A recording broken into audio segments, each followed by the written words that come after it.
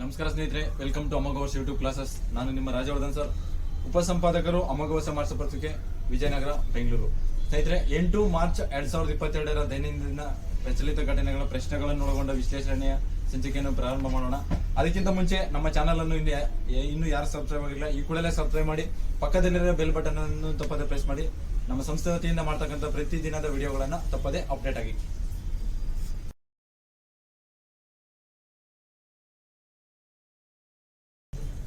Friends, ಈ ದಿನದ ಮೊದಲ ಪ್ರಶ್ನೆ: ಅಂತಾರಾಷ್ಟ್ರೀಯ ಮಹಿಳಾ ದಿನವನ್ನು ಪ್ರತಿ ವರ್ಷ ಯಾವ ದಿನದಂದು ಆಚರಿಸಲಾಗುತ್ತದೆ? So March 8, January 24, October 15, October 11. Sir is March 8. So ಪ್ರತಿ ವರ್ಷ ಮಾರ್ಚ್ 8ರಂದು ಅಂತಾರಾಷ್ಟ್ರೀಯ ಮಹಿಳಾ ದಿನವನ್ನು 1977ರಿಂದ ವಿಶ್ವಸಂಸ್ಥೆ ಆಚರಿಸಿಕೊಂಡು ಬರ್ತಾ ಇದೆ. ಸೊ ಈ ವರ್ಷದ ಥೀಮ್ 2022ರ ಅಂತಾರಾಷ್ಟ್ರೀಯ ಮಹಿಳಾ ದಿನ. So world women's international women's day 2022ರ ಥೀಮ್ ಇಂಪಾರ್ಟೆಂಟ್ ಆಗುತ್ತೆ. Gender equality today for sustainable tomorrow. So ಕನ್ನಡದಲ್ಲಿ ನಾವು ನೋಡ್ತಾ ಹೋದ್ರೆ ಸುಸ್ಥಿರ ನಾಳೆಗಾಗಿ ಇಂದು ಲಿಂಗ ಸಮಾನತೆ ಅಂತ ಹೇಳ್ಬಿಟ್ಟು ಥೀಮ್ 2022 ಇಂಪಾರ್ಟೆಂಟ್ ಆಗುತ್ತೆ. ಸೊ ಮಹಿಳೆಯರ ಸಾಮಾಜಿಕ, ಆರ್ಥಿಕ, ಸಾಂಸ್ಕೃತಿಕ ಮತ್ತು ರಾಜಕೀಯ ಸಾಧನೆಗಳನ್ನು ಗುರುತಿಸಲು ಈ ದಿನವನ್ನು ಆಚರಿಸಲಾಗುತ್ತದೆ. So socially, so women's socially, economically, so cultural and political achievements ನ ಗುರುತಿಸ್ಬಿಟ್ಟು ಅವರ ಈ ಒಂದು ಕ್ಷೇತ್ರದಲ್ಲಿ ಅವರನ್ನ ತೊಡಸ್ಕೊಳ್ಳೋಕೋಸ್ಕರ ಈ ಒಂದು ದಿನವನ್ನು ಪ್ರತಿ ವರ್ಷ ಮಾರ್ಚ್ 8ನೇ ತಾರೀಕು ಆಚರಿಸಲಾಗ್ತದೆ.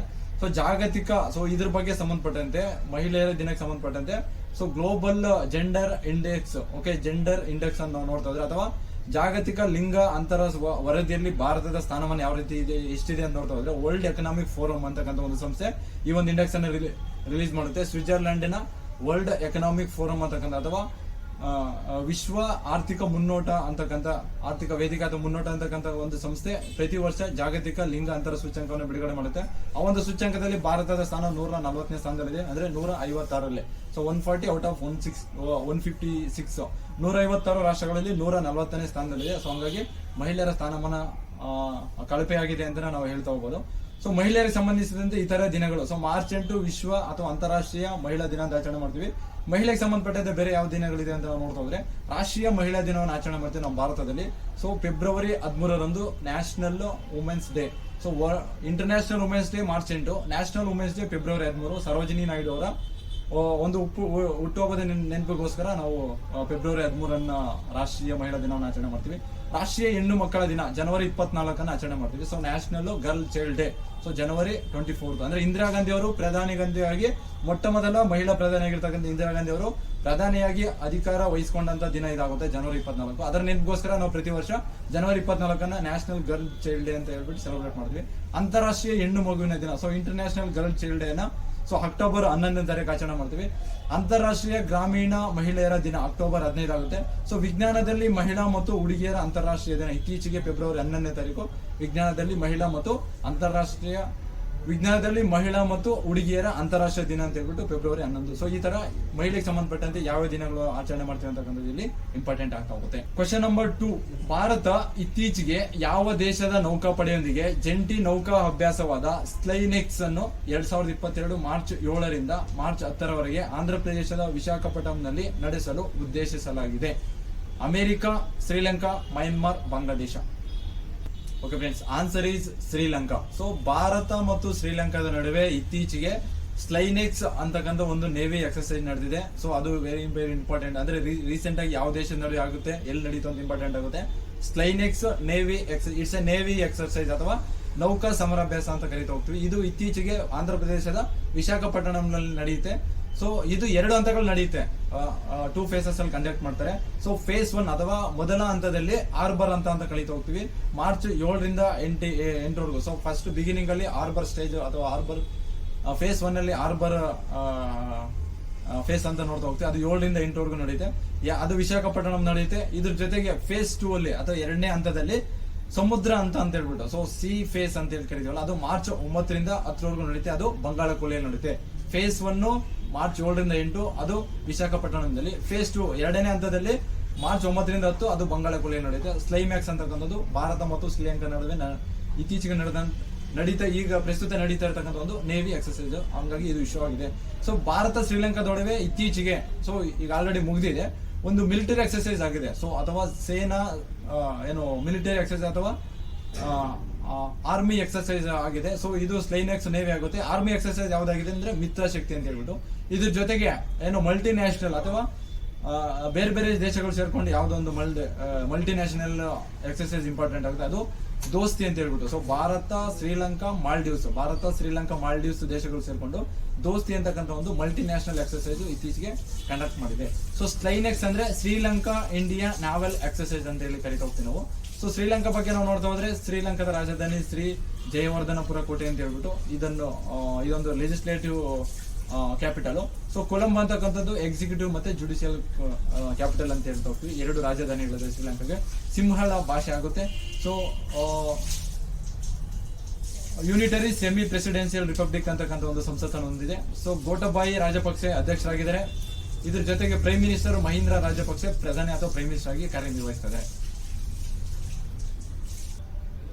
Question number 3. ಇತ್ತೀಚೆಗೆ FATF financial action task force ಸಂಘಟನೆಯು ಬೂದುಪಟ್ಟಿಗೆ ಅಥವಾ ಗ್ರೇ ಲಿಸ್ಟ್ಗೆ ಹೊಸದಾಗಿ ಯಾವ ರಾಷ್ಟ್ರವನ್ನು ಸೇರಿಸಲಾಗಿದೆ? So Russia, Ukraine, UAE, Pakistan. So answer is UAE, United Arab Emirates ಅಂತಕ್ಕಂಥ ಒಂದು ಅರಬ್ ದೇಶವನ್ನ FATF, so financial action task force ಅಂತಕ್ಕಂಥ ಒಂದು ಸಂಸ್ಥೆ ಇದೆ. ಇದ್ರ ಕೆಲಸ ಏನಪ್ಪಾ ಅಂದ್ರೆ ಅಂತಾರಾಷ್ಟ್ರೀಯ money laundering, international money laundering ಆಗಿರ್ಬೋದು, ಅಥವಾ ಭಯೋತ್ಪಾದನಾ ಚಟುವಟಿಕೆಗಳಿಗೆ ಅಥವಾ ಟೆರರಿಸಂ ಆಕ್ಟಿವಿಟೀಸ್ಗೆ ಏನಾದ್ರು ಹಣ ಒದಗಿಸ್ಲಿಕ್ಕೆ ಏನಾದ್ರು ತಡಿಲಿಕ್ಕೆ ವಿಫಲ ಆಗಿದೆಯಾ ಆ ಒಂದು ದೇಶ ಅಂದ್ರೆ ಆ ಒಂದು ದೇಶವನ್ನ 2 ಕ್ಯಾಟಗರಿಯಲ್ಲಿ ಲಿಸ್ಟ್ ಮಾಡುತ್ತೆ. ಒಂದು ಗ್ರೇ ಲಿಸ್ಟ್ ಅಂತ ಹೇಳ್ಬಿಟ್ಟು, ಇನ್ನೊಂದು ಬ್ಲಾಕ್ ಲಿಸ್ಟ್ ಅಂತ ಹೇಳ್ಬಿಟ್ಟು. ಗ್ರೇ ಲಿಸ್ಟ್ ಅಂದ್ರೆ ಇನ್ನೇನು ಸೇರಿಸ್ಲಿಕ್ಕೆ ಪ್ರಯತ್ನ ಮಾಡ್ತಾ ಇದ್ದಾರೆ ಅಂತ. ಬ್ಲಾಕ್ ಲಿಸ್ಟ್ ಅಂದ್ರೆ ಆಲ್ರೆಡಿ ಆ ಒಂದು ಝೋನ್ ಅನ್ನು ಕ್ರಾಸ್ ಮಾಡಿ ಅದು ಡೇಂಜರಸ್ ಝೋನ್ಗೆ ಹೋಗುತ್ತೆ, ಅದನ್ನ ಬ್ಲಾಕ್ ಲಿಸ್ಟ್ ಅಂತ. 2 ಲಿಸ್ಟ್ ಅನ್ನ ಇದು ರಿಲೀಸ್ ಮಾಡುತ್ತೆ.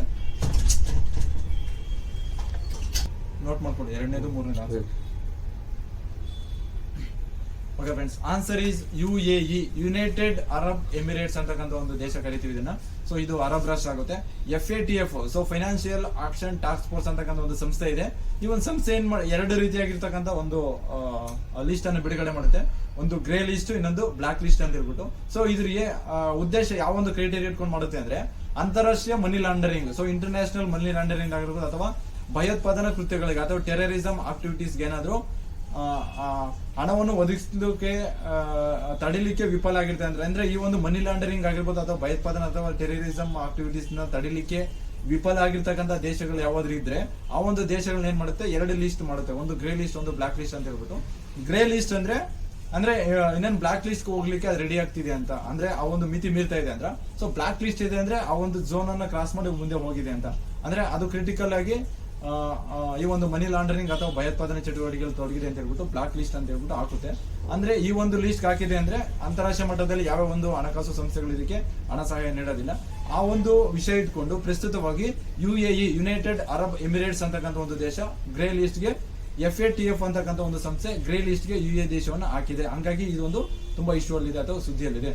ಸೊ ಇದು 2 ಪಟ್ಟಿ ಬಿಡುಗಡೆ ಮಾಡಿದೆ ಅಂತ ಹೇಳಿದ್ರೆ, ಒಂದು ಬ್ಲಾಕ್ ಲಿಸ್ಟ್ ಮತ್ತೆ ಗ್ರೇ ಲಿಸ್ಟ್ ಅಂತ ಹೇಳ್ಬಿಟ್ಟು. ಆಲ್ರೆಡಿ ಇದುವರೆಗೂ ಬ್ಲಾಕ್ ಲಿಸ್ಟ್ ಅಲ್ಲಿ 2 ದೇಶಗಳಿದಾವೆ, ಅದು ಇರಾನ್ ಮತ್ತು ಉತ್ತರ ಕೊರಿಯಾ ಆಗುತ್ತೆ. ಇರಾನ್ ಮತ್ತು ನಾರ್ತ್ ಕೊರಿಯಾ ಬ್ಲಾಕ್ ಲಿಸ್ಟ್ ಅಲ್ಲಿ ಇದೆ.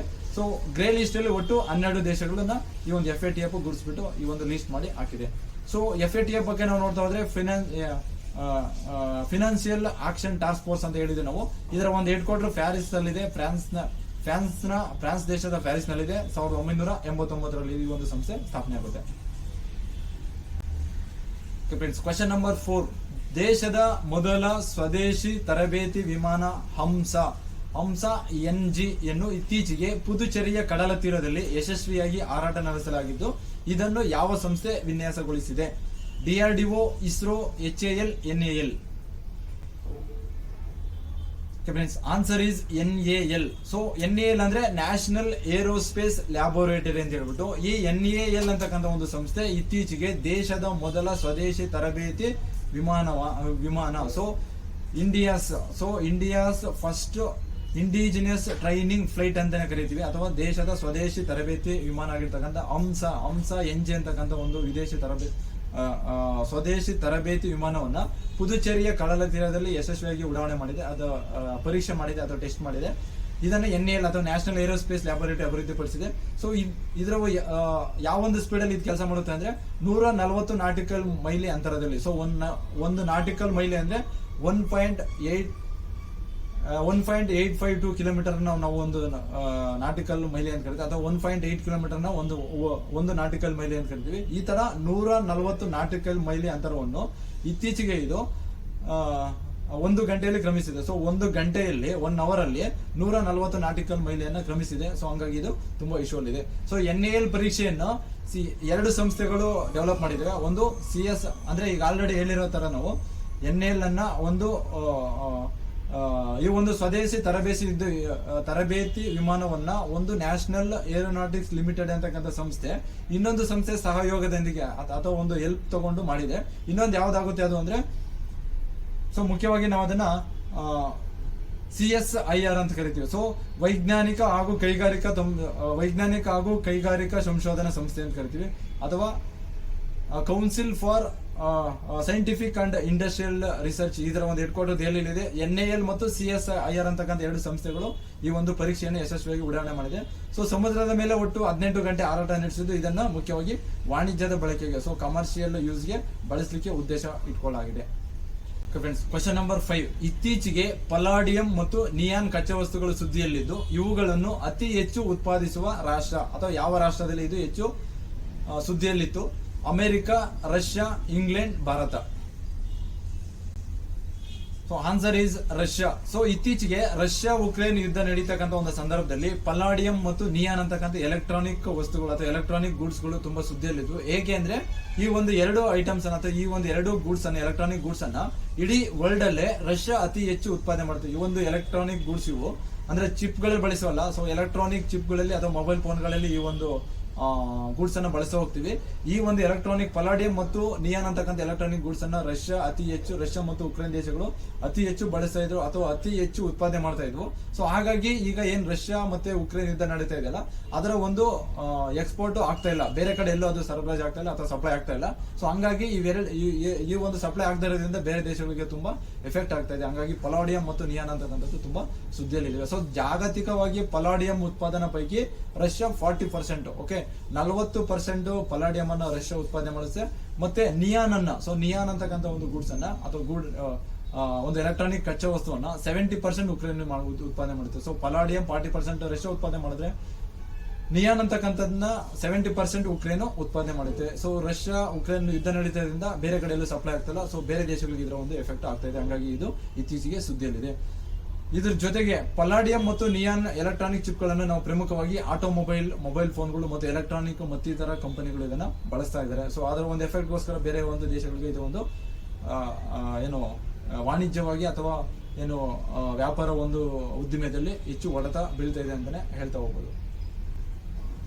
Question number 6. ಮಹಿಳಾ ದಿನಾಚರಣೆ ಪ್ರಯುಕ್ತ ಇತ್ತೀಚೆಗೆ ಒಟ್ಟು 29 ಮಹಿಳಾ ಸಾಧಕಿಯರಿಗೆ ಕೇಂದ್ರ ಸರ್ಕಾರ ನಾರಿ ಶಕ್ತಿ ಪ್ರಶಸ್ತಿ ಅಥವಾ ನಾರಿ ಶಕ್ತಿ ಪುರಸ್ಕಾರವನ್ನು ನೀಡಿದೆ.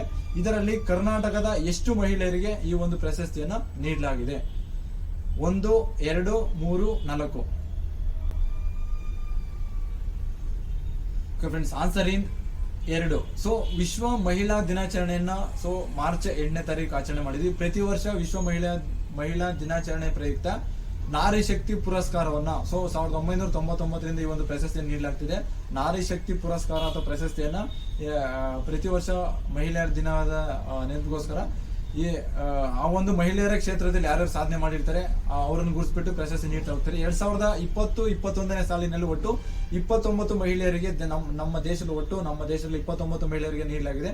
ಅದರಲ್ಲಿ ವಿಶೇಷ ಏನಂದ್ರೆ 29 ಮಹಿಳೆಯರಲ್ಲಿ ಕರ್ನಾಟಕದ 2 ಮಹಿಳೆಯರಿಗೆ ಈ ಒಂದು ನಾರಿ ಶಕ್ತಿ ಪುರಸ್ಕಾರ ಸಿಕ್ಕಿದೆ. ಅದು ತುಂಬಾ ಇಷ್ಟವಾಗಿದೆ.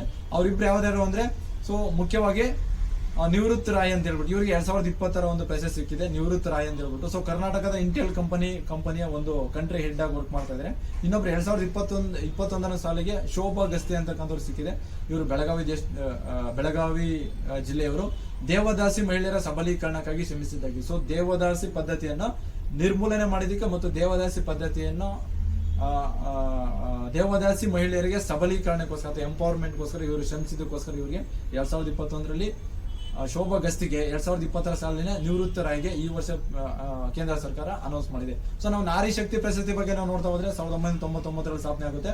ಇದನ್ನ ನೀಡ್ತಕ್ಕಂಥದ್ದು ಮಹಿಳಾ ಮತ್ತು ಮಕ್ಕಳ ಅಭಿವೃದ್ಧಿ ಇಲಾಖೆ. So ministry of women's and child development ಅಂತಕ್ಕಂಥ ಒಂದು ಇಲಾಖೆ ಪ್ರತಿ ವರ್ಷ ನೀಡ್ತಾ ಹೋಗುತ್ತೆ. ಪ್ರಶಸ್ತಿ ಮೊತ್ತ 1-2 ಲಕ್ಷ ಆಗಿರುತ್ತೆ. ಅರ್ಹತೆ ದೇಶದ ವಿವಿಧ ವಲಯಗಳಲ್ಲಿ ಅಥವಾ ಕ್ಷೇತ್ರಗಳಲ್ಲಿ ಮಹಿಳೆಯರು ನೀಡಿರ್ತಕ್ಕಂಥ ಕೊಡುಗೆಯನ್ನು ಪರಿಗಣಿಸಿ ಒಂದು ಪ್ರಶಸ್ತಿಯನ್ನು ನೀಡಲಾಗುತ್ತೆ. ಒಟ್ಟು 2 ಕ್ಯಾಟಗರಿಯಲ್ಲಿ ಅಥವಾ 2 ವಿಭಾಗದಲ್ಲಿ ಈ ಒಂದು ಪ್ರಶಸ್ತಿಯನ್ನು ನೀಡಲಾಗುತ್ತದೆ. ಒಂದು ಸಾಂಸ್ಥಿಕ ವಿಭಾಗ ಇನ್ಸ್ಟಿಟ್ಯೂಷನಲ್ ಕ್ಯಾಟಗರಿಯಲ್ಲಿ 6 ರೀತಿಯಾಗಿರ್ತಕ್ಕಂಥ ಪ್ರಶಸ್ತಿಗಳನ್ನು ನೀಡ್ತಾ ಹೋಗುತ್ತೆ. ದೇವಿ ಅಹಲ್ಯಾಬಾಯಿ ಹೋಳ್ಕರ್ ಪ್ರಶಸ್ತಿ, ಸೊ ಕನ್ನಗಿ ದೇವಿ ಪ್ರಶಸ್ತಿ, ಮಾತಾ ಜೀಜಾಬಾಯಿ ಪ್ರಶಸ್ತಿ, ರಾಣಿ ಗೈಡಿನ್ಲೆ award, Rani Lakshmibai award, so ರಾಣಿ ರುದ್ರಮ್ಮ ದೇವಿ ಅವಾರ್ಡ್ ಅಂತ ಹೇಳ್ಬಿಟ್ಟು 1ನೇ ಕ್ಯಾಟಗರಿ ಬರ್ತಾ ಇದ್ದು. ಸೊ ಸಾಂಸ್ಥಿಕ ವಿಭಾಗ ಅಥವಾ ಇನ್ಸ್ಟಿಟ್ಯೂಷನಲ್ ಕ್ಯಾಟಗರಿಯಲ್ಲಿ 6 ರೀತಿಯಾಗಿರ್ತಕ್ಕಂಥ ಪ್ರಶಸ್ತಿಗಳು ಆಗುತ್ತೆ. 2ನೇ ವಿಭಾಗ ವೈಯಕ್ತಿಕ ವಿಭಾಗ ಇಂಡಿವಿಜುವಲ್ ವಿಭಾಗದಲ್ಲಿ ಅಥವಾ ಇಂಡಿವಿಜುವಲ್ ಕ್ಯಾಟಗರಿಯಲ್ಲಿ ಧೈರ್ಯ ಮತ್ತು ಶೌರ್ಯ ಅಂತಕ್ಕಂಥ ಒಂದು ಕ್ರೈಟೀರಿಯಾ ಇಟ್ಕೊಂಡು ಪ್ರಶಸ್ತಿಗಳನ್ನ ನೀಡ್ತಾ ಹೋಗ್ತಾರೆ. ಕ್ವಶನ್ ನಂಬರ್ 7, 2 ವರ್ಷಕ್ಕಿಂತ ಕಡಿಮೆ ವಯಸ್ಸಿನ ಮಕ್ಕಳು ಮತ್ತು ಗರ್ಭಿಣಿ ಮಹಿಳೆಯರಿಗೆ ಸಂಪೂರ್ಣ ಲಸಿಕೆ ವಿತರಿಸುವ ಇಂದ್ರಧನುಷ್ 4.0 ಅಭಿಯಾನವನ್ನು ಇತ್ತೀಚೆಗೆ ಕರ್ನಾಟಕ ಸರ್ಕಾರ ಎಷ್ಟು ಜಿಲ್ಲೆಗಳಲ್ಲಿ ಅನುಷ್ಠಾನಗೊಳಿಸಲು ಯೋಜಿಸಿದೆ? ಸೊ 10, 11, 12, 15.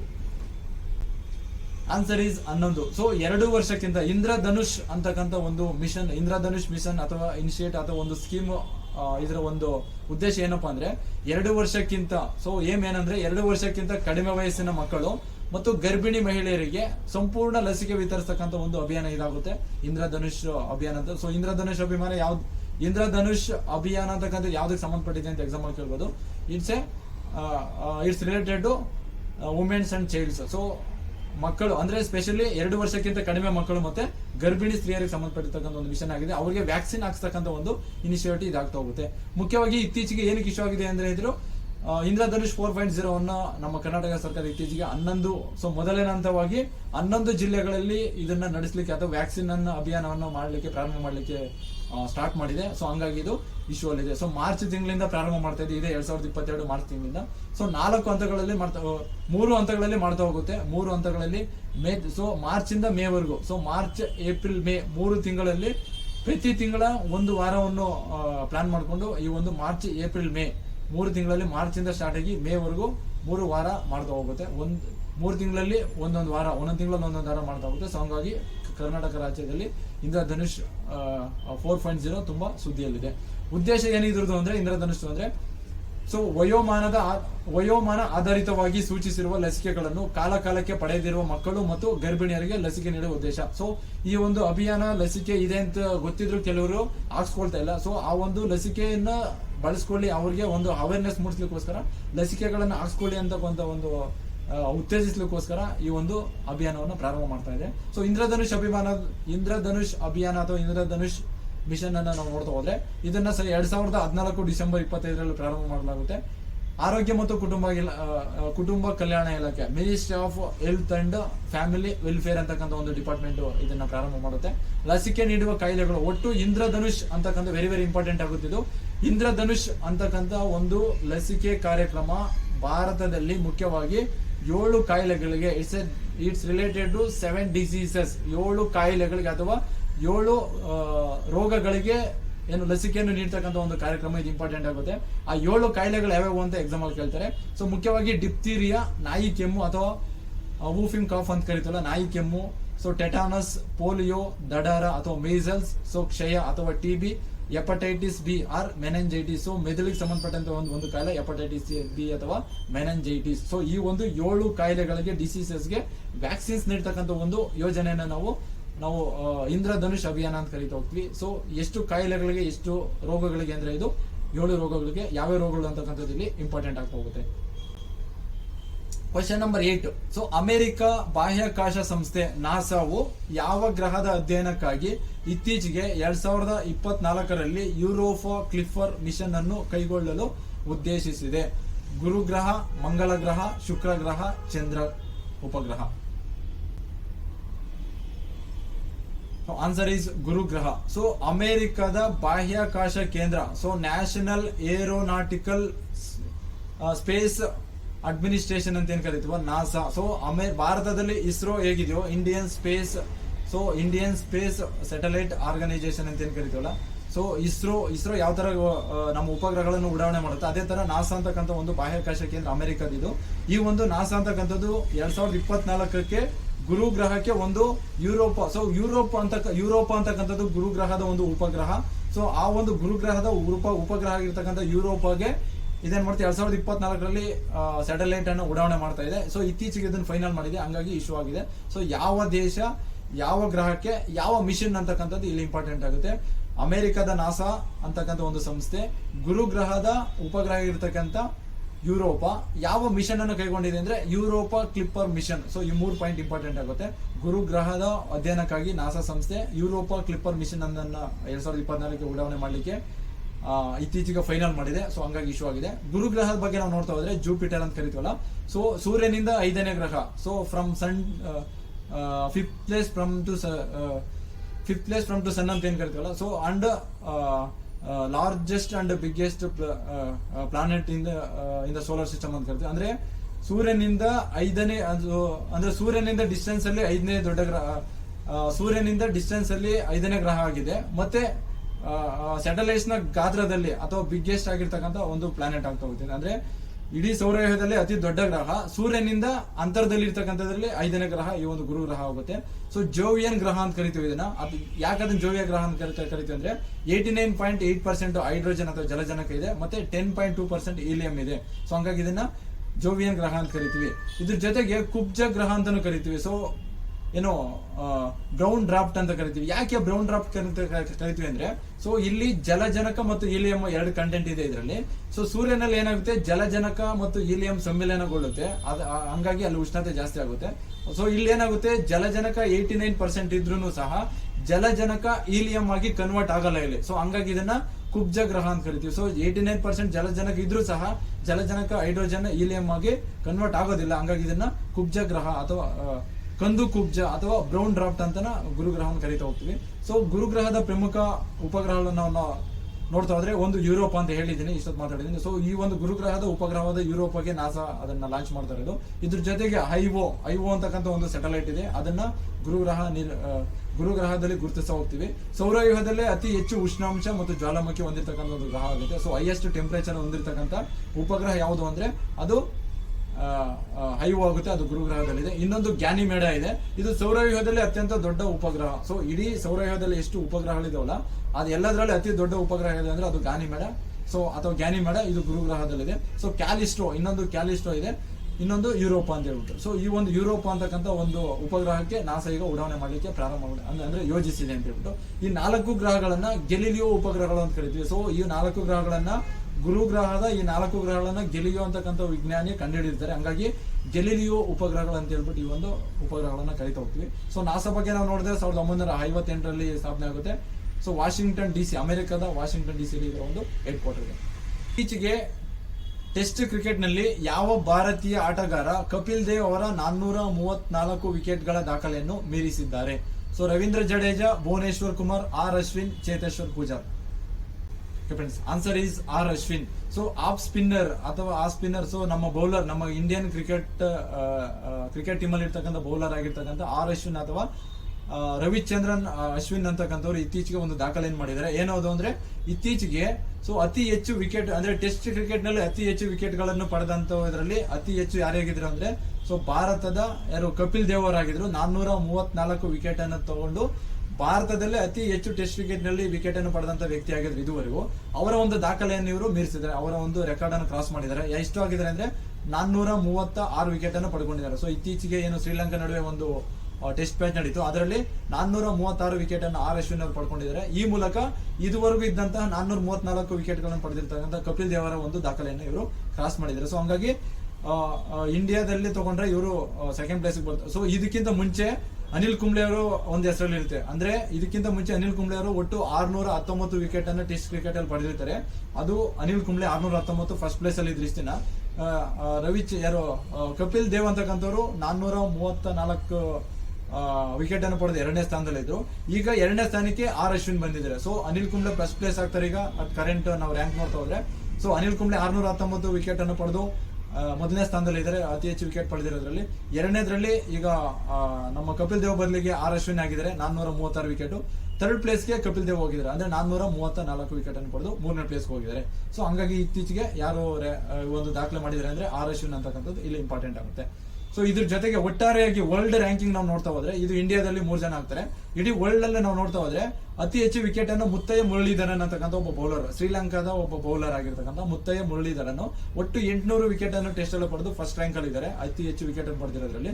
ಎರಡನೇದ್ರಲ್ಲಿ ಶೇನ್ ವಾರ್ನ್ ತುಂಬಾ ಸುದ್ದಿಯಲ್ಲಿ ಇದ್ರೆ, ಯಾಕೆಂದ್ರೆ ಇತ್ತೀಚೆಗೆ ಆಸ್ಟ್ರೇಲಿಯಾದ ಒಬ್ಬ ಕ್ರಿಕೆಟ್ ಪ್ಲೇಯರ್ ಶೇನ್ ವಾರ್ನ್ ಅಂತಕ್ಕಂಥ ಇತ್ತೀಚೆಗೆ ನಿಧನ ಹೊಂದಿದ್ದಾರೆ. ಸೊ ಹಂಗಾಗಿ ಅವರು ಇತ್ತೀಚೆಗೆ ಸುದ್ದಿಯಲ್ಲಿದ್ರು. ಇವರು ಒಂದು ಸೆಕೆಂಡ್ ಅಂತ ಅತಿ ಹೆಚ್ಚು ವಿಕೆಟ್ ಅನ್ನು ಪಡೆದಿರ್ತಕ್ಕಂಥ 2ನೇ ವ್ಯಕ್ತಿ ಆಗಿದ್ರು. ಸೊ ಮುತ್ತಯ್ಯ ಮುರಳೀಧರನ್ ಬಿಟ್ಟರೆ ಶೇನ್ ವಾರ್ನ್ ಆಗಿದ್ರು, ಅವ್ರು ಇತ್ತೀಚೆಗೆ ನಿಧನ ಆಗಿದ್ರೆ, ಹಂಗಾಗಿ ಸುದ್ದಿಯಲ್ಲಿದ್ದಾರೆ. ಆಸ್ಟ್ರೇಲಿಯಾ ದೇಶದವರು ಒಟ್ಟು 708 ವಿಕೆಟ್ ಪಡೆದು 2ನೇ ಸ್ಥಾನದಲ್ಲಿದ್ದಾರೆ. ಜೇಮ್ಸ್ ಆಂಡರ್ಸನ್, ಸೊ ಇಂಗ್ಲೆಂಡ್ನ ಟೆಸ್ಟ್ ಕ್ರಿಕೆಟ್ ನಲ್ಲಿ ಇಂಗ್ಲೆಂಡ್ನ ಪ್ಲೇಯರು ಜೇಮ್ಸ್ ಆಂಡರ್ಸನ್ ಅಂತಕ್ಕಂಥ ಒಬ್ಬ ಕ್ರಿಕೆಟ್ ಪ್ಲೇಯರು 640 ವಿಕೆಟ್ ಪಡೆದು 3ನೇ ಸ್ಥಾನದಲ್ಲಿದ್ದಾರೆ. ಸೊ ನಮ್ಮ ಇಂಡಿಯಾದಲ್ಲಿ ನೋಡ್ತಾ ಹೋದ್ರೆ ಅನಿಲ್ ಕುಂಬ್ಳೆ 4ನೇ ಪ್ಲೇಸ್ ಬರ್ತಾರೆ ವರ್ಲ್ಡ್ ಅಲ್ಲಿ. ಇಂಡಿಯಾದಲ್ಲಿ ಫಸ್ಟ್ ಪ್ಲೇಸ್, ವರ್ಲ್ಡ್ 4ನೇ ಪ್ಲೇಸ್. ಅಶ್ವಿನ್ ಇಂಡಿಯಾದಲ್ಲಿ ಸೆಕೆಂಡ್ ಪ್ಲೇಸ್ ಬರ್ತಾರೆ, ವರ್ಲ್ಡ್ ಅಲ್ಲಿ 9th ಪ್ಲೇಸ್ ಅಲ್ಲಿ ಇರ್ತಾರೆ. ಸೊ ಹಂಗಾಗಿ ಇಲ್ಲಿ ರ್ಯಾಂಕ್ ಇಂಪಾರ್ಟೆಂಟ್ ಆಗುತ್ತೆ. ಕ್ವಶನ್ ನಂಬರ್ 10, 2022 ಮಾರ್ಚ್ 26ರಿಂದ IPL ಅಥವಾ ಇಂಡಿಯನ್ ಪ್ರೀಮಿಯರ್ ಲೀಗ್ ಕ್ರಿಕೆಟ್ ನ 15ನೇ ಆವೃತ್ತಿಯು ನಡೆಯಲಿದ್ದು ಎಲ್ಲಾ ಪಂದ್ಯಗಳು ಯಾವ ರಾಜ್ಯದಲ್ಲಿ ನಡೆಯಲಿವೆ? ಮಹಾರಾಷ್ಟ್ರ, ಕರ್ನಾಟಕ, ದೆಹಲಿ, ಕೋಲ್ಕತ್ತಾ.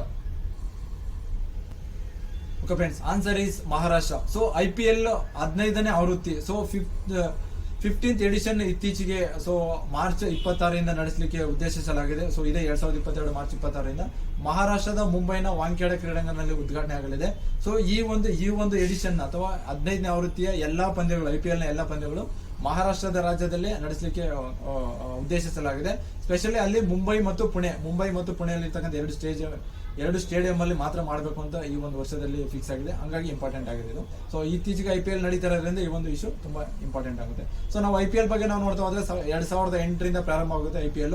ಸೊ ಯಾವ ತರ ಮಾದರಿ, ಇದೊಂದು ಯಾವ ಮಾದರಿ ಅಥವಾ ಯಾವ ಫಾರ್ಮೆಟ್ ಅಂದ್ರೆ T20 20 ಓವರ್ಗಳನ್ನು ಒಳಗೊಂಡಿರ್ತಕ್ಕಂಥ ಒಂದು T20 ಮಾಡಲ್ ಆಗುತ್ತೆ ಇದು, ಅಥವಾ ಫಾರ್ಮೆಟ್ ಆಗುತ್ತೆ.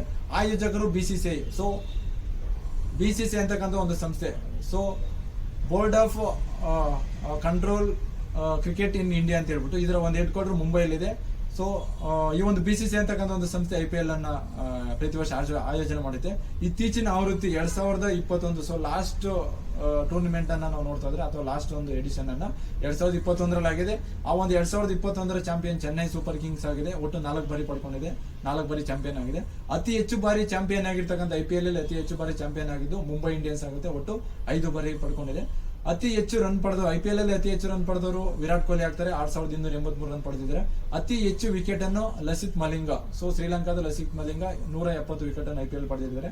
ಹೊಸದಾಗಿ ಏನ್ ಇಶ್ಯೂ ಆಗಿದೆ ಈಗ ಅಂದ್ರೆ, IPL ಅಲ್ಲಿ ಹೊಸದಾಗಿ 8 ಟೀಮ್ಗಳಿದ್ವು, 8 ತಂಡಗಳಿದ್ವು. ಹೊಸದಾಗಿ 2022ಕ್ಕೆ 2 ತಂಡಗಳು ಸೇರ್ಪಡೆ ಆಗ್ತಾ ಇದಾವೆ.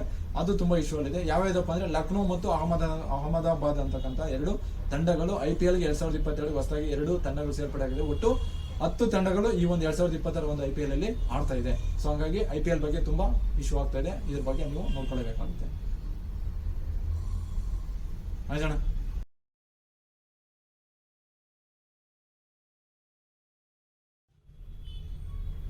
ಓಕೆ ಸ್ನೇಹಿತರೆ, ಇಲ್ಲಿಗೆ ಮಾರ್ಚ್ 8, 2022 ದೈನಂದಿನ ಪ್ರಚಲಿತ ಘಟನೆಗಳ ಒಂದು ಸಂಚಿಕೆ ಮುಕ್ತಾಯವಾಗಿದೆ. ನಾಳೆ ಮತ್ತೆ ಭೇಟಿಯಾಗೋಣ. ಈ ವಿಡಿಯೋ ನಿಮಗೆ ಇಷ್ಟವಾಗಿದ್ದಲ್ಲಿ ಲೈಕ್ ಮಾಡಿ, ಕಾಮೆಂಟ್ ಮಾಡಿ, ತಪ್ಪದೆ ನಿಮ್ಮ ಫ್ರೆಂಡ್ಸ್ಗೆ ಶೇರ್ ಮಾಡಿ. Thank you.